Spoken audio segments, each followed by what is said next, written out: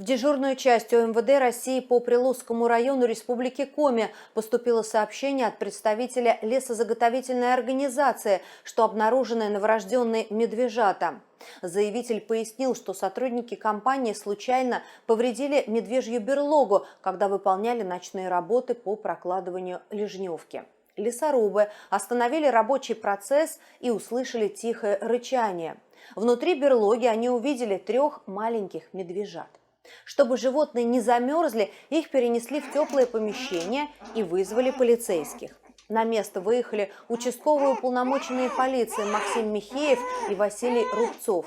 Они забрали малышей, привезли их в ближайший населенный пункт, где купили детское питание и накормили. Все, заканчивай съемку. Так, все, передаю. Все, пускай растут здоровыми И обратно и обратно возвращаются.